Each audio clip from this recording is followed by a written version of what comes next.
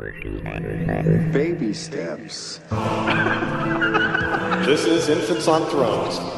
I'm looking for the further light and knowledge Father promised to send me. Baby step. Baby step. Look for the good in everyone. Letter 4. Talk. Phase 1. Whispers from within. There he is. I saw him first. Shh. Don't wake him up. Keep him steady between 4 to 8 hertz. Gently now. Say his name. He likes it when we say his name. Okay, shh. Here we go. Down. Hello? Down. Hello? Is someone there? He heard us. We said his name and he hears us. We said his name and he hears us. Yes. Who are you? What's going on? Don't tell him. I think we should tell him. No, not yet. Here, help him focus. Those are excellent questions, Tao. Who do you think we are? And what do you think is going on?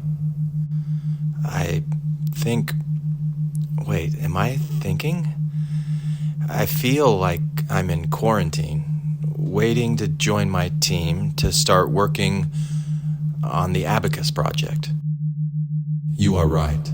He is right. He's always right. He's not always right. That is what's going on. And what is the Abacus Project? It's, wait, I'm not supposed to say. They made us swear to secrecy. You are right. We did swear you to secrecy. We didn't. We did. It's complicated. Do you remember why it is called the Abacus Project? It's an acronym for something, but I don't remember what. That is because we never told you. Never have. Never will. We want you to tell us what it means to you. Do you understand? Like a Rorschach ink blot? Like the kaleidoscopic imprint of life upon the fabric of your mind. Oh, yes, yeah, that sounds familiar.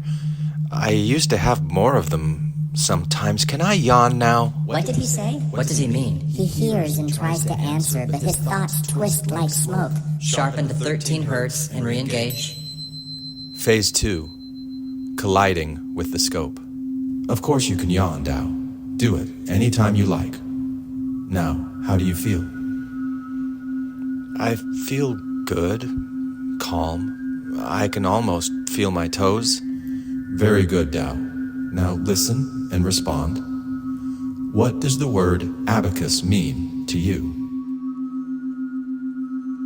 It doesn't mean anything. It's just some old system for calculation. Among other things. Shh. And in this case, what do you feel is being calculated? The kaleidoscopic imprint of life upon the fabric of my mind? Is that why you feel you are here? Think. One of those things went one way, and one of those things went the other way, or did it? Try to focus. He can never focus. Tao, focus. Why do you think you are here? I don't know why I'm here. He seems pretty sure about that. Are you sure about that? He's the one who decided to join. You are the one who made the decision to join, aren't you? Ask him why. Why? Why did you make that decision? It sounded exciting. Excitement is good. I like it too. Ask him what. What sounded exciting? Unlocking the secrets of the universe. And what makes you think that the universe has any secrets? Good one. He's spinning. Bring him back down to 6. Phase 3. Leaf it be. You seem overwhelmed. How do you feel now? There's just so much we don't know. We? He said we. Who is we? Oh, I'm sorry. Am I talking in my sleep again? Please don't say it. Oh, I think we're gonna say it. Maybe you are sleeping in your talk. Yep, we actually said it. There's just so much that I don't know. Are you sure about that? Does he know who he is? Ask him. Throw it down. Tao, what is the difference between you and the universe? I'm just me, and the universe is the universe. So the leaf is saying it is separate from the tree. Hang on a second. Am I dreaming right now? We don't know. Keep it down. He's pushing back. Are you? He wants more. Bump him up to 16. It's time. Phase 4. Lego my ego. Wait a minute. What's going on? Is this really happening? Who are you really? Focus. All together now. We are the Abacus. We are the Abacus. Really? Abacus? I still don't know what that is. It's a name, for now. A symbol that suits its purpose. We are here to help you with your calculations. We are here to help you make sense of things. Help me? How? By showing you what you already know but are too afraid to see. Too afraid? I'm not afraid. I faced my fears. I overcame all that a long time ago. You don't know anything about me. We know you better than you think, Dao. Irony. Shh. We're focusing. We know your fears, your doubts, the things you hide, even from yourself. How could you possibly know all that? We see it in the way you hesitate, in your rash judgments and denials, in the way you question what is right in front of you, even your own worth. That's not true. Isn't it? Tell us. Why did you push the button? Why did you try to end the experiment? I was scared. I thought maybe this was all just a mistake. Do you still think it's a mistake? I don't know. I don't know what to think anymore. That is what we mean, Dao.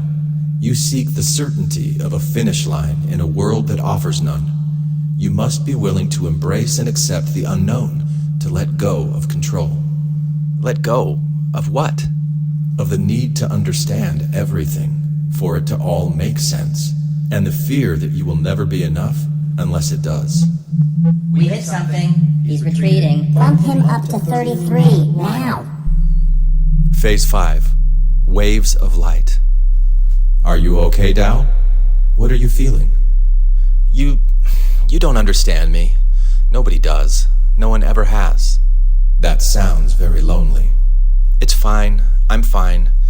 It's just something that I feel. And where does that feeling come from? I'm not sure. Can we do something fun now? This is fun. Can't you feel that fun? It doesn't feel fun to me. But we know that it is. Tell him that it is. Tell him that he can't help but feel that it is. So you're saying that you are uncertain? Yes. And how does that uncertainty make you feel? Like a colony of fire ants digging tunnels in my chest. I don't like this. Can we please do something more fun? What is more fun than this? Fire ants. Brilliant. We didn't see that coming. So uncertainty doesn't feel good to you. It makes you feel anxious. And where does this anxiety come from? Like you said, from not knowing. But where does the feeling come from? That feeling in your chest. Who put it there? No one. It's just there. Ouch. He can't see himself at all. We may need to turn this down again. Wait, he's almost there. Think about that some more, Dao. Or better yet, feel into it. Your thoughts and your feelings, they don't just pop into existence from thin air, do they? There is a power within you. There is a power within you, and you are using it right now. You cannot help but use it now. It is the power of transformation. Waves of light, ripples of sound. You transform them in your mind, in your heart. The words you speak, the words you hear, you transform them into something that feels so real. What is real? It is your creation. The power to transform, that is what you are. He's spinning again. Bring him back down to 6. Phase 6. Facing fear, fearing face. Are you there, Dao? This is all so... Why me? Why am I here? You are here because you wanted to be here. You chose this. Every bit of it. It is a necessity of your own creation. He won't believe you. He never will. Never say never. It has to be this way. It doesn't have to be that way. It always is this way. Shh. Focus. I don't like it. I don't need it. This it that you don't like and don't need is simply a matter of focus and attention. This it already exists and drives you. This it brings you closer to the truth about yourself. Truth you have been running from your entire life. What truth? He is asking what truth. You already know this. Help him see it. We always are. He'll get there when he's ready. Feel into it. Deep down, you know. Make him feel it. He'll feel it when he can feel it. He's receding again. It's okay, Tao. Don't be afraid to look to see what's there. Stop saying that. Stop acting like you know me. He's swirling again. Back off. Sincerely agree and then gently inquire. Very well. You're right, Tao. So let's do something fun. Tell us, what do you want? Good, you asked him. He's still spinning. What would be fun right now? The spinning is slowing. Just to play. Can't we just play? Yes, let's play. Playing is good. Do you like it? Yes. What do you like about it? That I'm not alone. So you feel alone? I want to feel like I belong. Like I have a purpose, but I've never found it. Everything I try, everything I do, it all falls apart. He's diving. He's chasing his tail again. We think it's cute. Focus. Fine, we'll focus. Is that so? Does it really fall apart? Or does each experience serve its purpose perfectly? The purpose you seek is not something that will be given to you, Tao. It is something that you constantly create. What? I don't know. What if I can't do this? But you already are. You create what you are feeling. Stuck, lost, afraid. This experience, this perspective, it is yours, Tao. Always yours. It's all part of the game you are constantly playing. Why are you bothering me with all of this? Because you are ready to be bothered. But what if I don't want to be bothered? Then you don't have to be bothered. You can choose to remain in fear, Tao, and you can hide it and you can bury it. You can choose to run again. But know this, the answers you seek will not come from running. They will only come when you stand and face the truth. Something's happening. Wait, just wait. Here it comes. I'm scared. Good. Fear means that you're on the edge of something important. It means you are close to the truth. Fear divides us. Fear is our friend. Fear protects us. We can work it out. Embrace it. Let it guide you. He's ready. He's not ready. Okay, let's try this again. Bump him up to 16. Phase 7. The success of failure. Wait, what just happened? What do you think just happened? I'm getting a little tired of this. Can we just stop?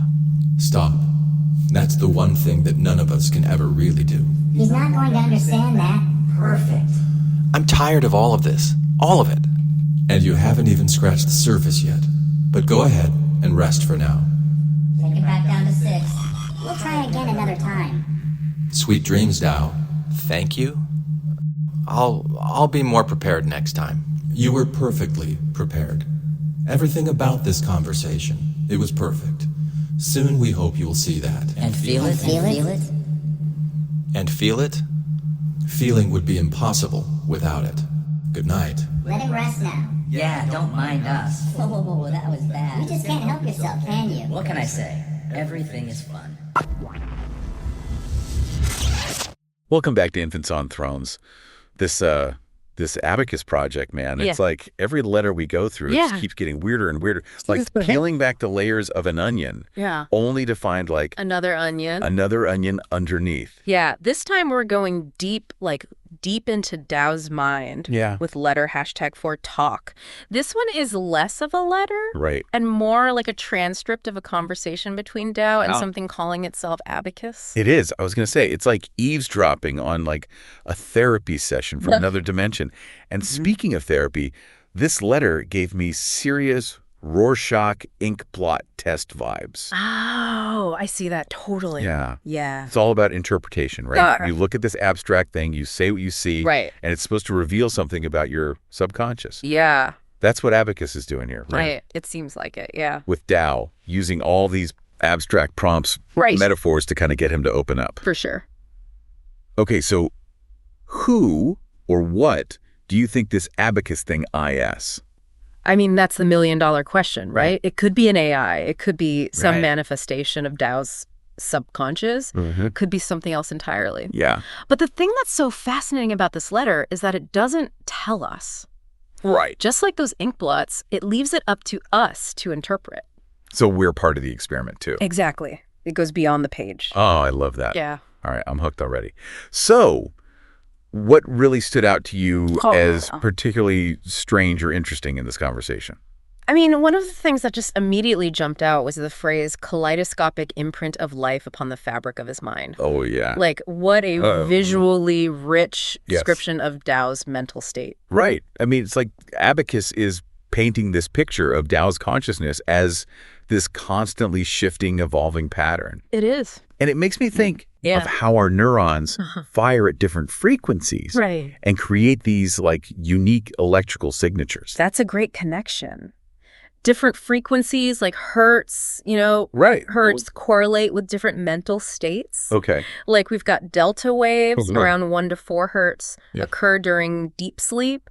Then we have gamma waves like 30 hertz and up associated with heightened awareness and focus. Yeah. So there's a whole spectrum. So are you saying that Abacus could be trying to influence Tao's brainwave activity? Oh, for sure. Like to see how he reacts? It's definitely a possibility. Yeah. And, if we think about it in terms of psychological benefit, certain brainwave states have been linked to positive outcomes. Okay. Like, Like what? alpha waves around 8 to 12 hertz, often associated with relaxation, creativity. Okay, interesting. Yeah. So maybe Abacus is using these abstract prompts, these metaphors, to guide Tao into a more relaxed or receptive state of mind. Yeah, precisely. Like trying to bypass his conscious resistance and access deeper levels of his subconscious. Okay. Yeah. That makes sense. So to unpack this a bit, we thought we'd bring in some outside perspectives. Always a good idea. Fresh eyes, different angles. Yeah. So we've got Marcus Aurelius, the Stoic emperor, Byron Katie, the queen of questioning everything. And Alan Watts, our guide to the Zen way of thinking. It's like assembling a dream team of thought leaders. Exactly. And each one brings something unique to the table. Okay, so let's start with Aurelius, our Stoic emperor. He was all about self-discipline, rationality, keeping your cool when the world's going crazy. Always a good skill to have. So I'm thinking Aurelius would probably look at these parenthetical voices in Tao's letter as distractions. Ah, yeah, like mental clutter. Yeah, just noise to observe but not indulge. Makes sense. Stoicism is all about controlling your reactions. Right. Don't let the thoughts control you. Exactly. Now, Byron Katie, on the other hand, she'd probably be all over these voices. She'd be grabbing her metaphorical magnifying glass. Totally. Because she's all about questioning everything. The work, right? That's her method. Yeah, so she might see these voices as unexamined anxieties. Oh, interesting. So, like, instead of just dismissing them, she'd want to understand them. Exactly. She'd be asking Tao, is it true? Can you absolutely know it's true? Digging for the root cause of those inner whispers. Yeah. And then we have Alan Watts, our Zen master. He'd probably have the most laid-back approach of all. Right. Because he was all about the illusory nature of the ego. So he might just chuckle at the whole thing. Just the mind playing its games, Tao, he'd probably say. Yeah, don't take it so seriously. So we've got 3 very different reactions to Tao's inner turmoil right off the bat. Right. And there's this phrase that Abacus uses, the kaleidoscopic imprint of life upon the fabric of your mind. I think it's key to this whole letter. It's a mouthful, but it's beautiful. It is, right. Yeah. So imagine your mind like a kaleidoscope, always shifting, forming new patterns with every experience. Okay, I can see that. And I think Aurelius would love that imagery. He'd point out the impermanence of it all. Right. The patterns change, Tao. Learn to find peace in the flow. Exactly.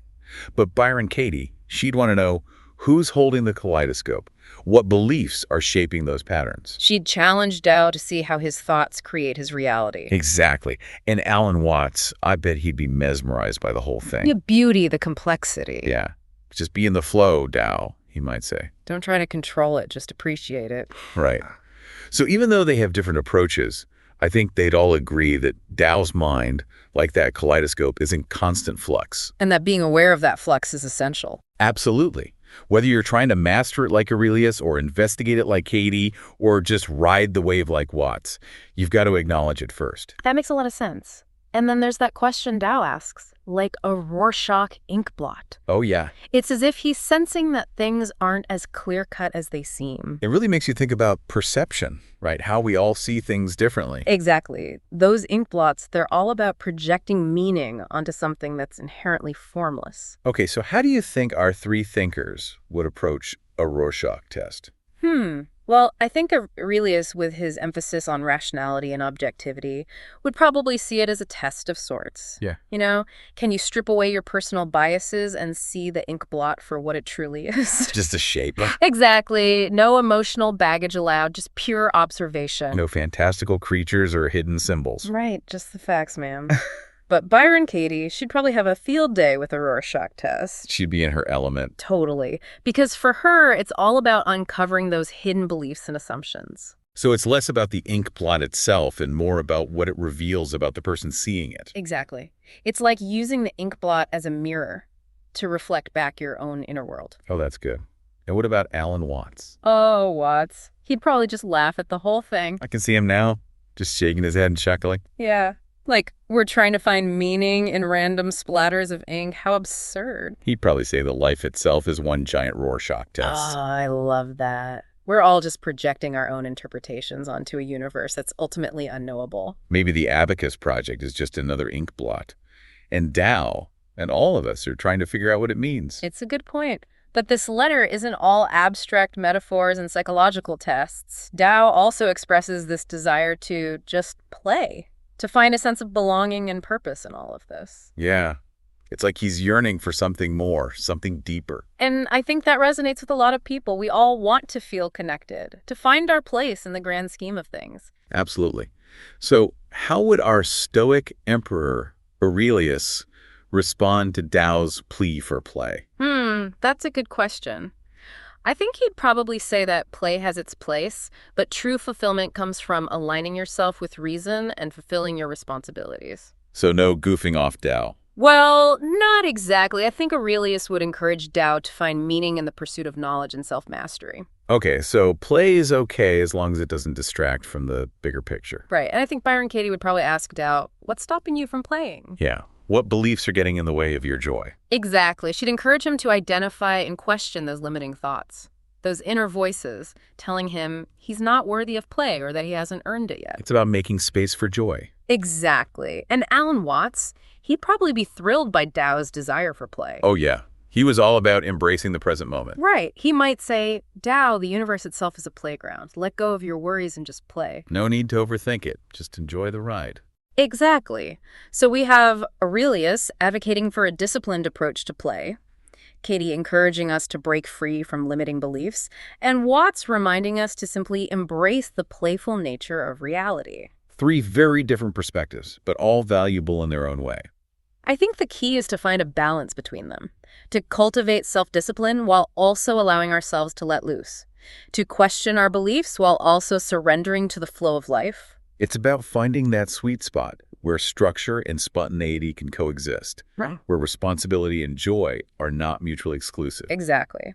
And toward the end of the letter, Abacus offers Tao some rather cryptic advice. Embrace it. Let it guide you. It's kind of vague, but I definitely sense a feeling of urgency there, like Abacus is nudging Tao towards something. You embrace what exactly? Right, but it's also reassuring in a way, like Abacus is acknowledging the fear and uncertainty, but also encouraging Tao to trust the process. And I think our three thinkers would each have a unique take on this advice. Aurelius, with his emphasis on facing challenges head-on, would probably see it as a call to courage.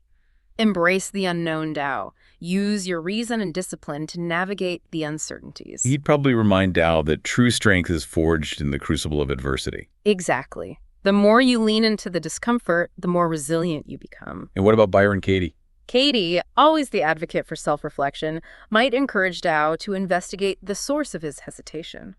What are you afraid of, Tao? What thoughts are creating this resistance? Getting to the root of the fear. Exactly. It's about dismantling those mental barriers, those self-imposed limitations to make room for new possibilities. In Alan Watts. Oh, I bet he'd see Abacus's advice as an invitation to surrender to the cosmic dance. Stop trying to control the flow, Tao. Let go of your expectations and just ride the wave. Trust that the universe has got your back. I love that. And then Abacus just drops this line on him at the very end. You did perfectly. Soon we hope you will see that. It's almost like a pat on the back and a riddle all in one. It really is. What did Tao do perfectly, and what's he supposed to see? Classic Abacus, leaving us hanging. But let's see if our three thinkers can help us out here. Okay, so Aurelius, our Stoic emperor, I think he might focus on the idea of effort. You know, Tao, you did perfectly by showing up, engaging with the process, striving to understand. It's not about achieving a specific outcome, but more about aligning your actions with virtue, with reason. So doing the right thing even when you're not sure where it's leading. Exactly. And then there's Byron Katie. She's all about self-awareness. So I think she might see this as a moment of validation for Tao. Hey, you've been honest with yourself, you've questioned your beliefs, you've leaned into the discomfort. We'd be proud of him for really digging deep. Totally. And that seeing that Abacus mentions, I think for Katie, it would be about recognizing the power of self-awareness, how it can lead to real transformation. And Alan Watts, I bet he'd just smile at that last line, kind of a knowing smile, like, Tao, relax, everything's unfolding as it should. Just trust the process and enjoy the ride. He'd tell Tao to trust the universe, right? Yeah. And that seeing that Abacus talks about, for Watts, it would probably be about recognizing that interconnectedness of everything, that even though things seem chaotic on the surface, there's a deeper harmony at play. Three different perspectives, but they all seem to agree that Tao's on the right track. They do, don't they? And maybe that's the message we can take away from this letter. To trust the process, embrace the unknown, and be open to those moments of insight. You know, those glimpses of something bigger than ourselves. Thank you for listening to this deep dive into Letter 4 of Abacus Tao. We've explored the mysteries of the mind, the nature of perception, and the power of transformation, all through the lenses of these incredible thinkers. And as Tao's journey continues, so is ours. So until next time, keep questioning, keep exploring, and keep embracing this beautiful, messy, and ultimately unknowable thing we call life. Thank you for listening to Infants on Thrones.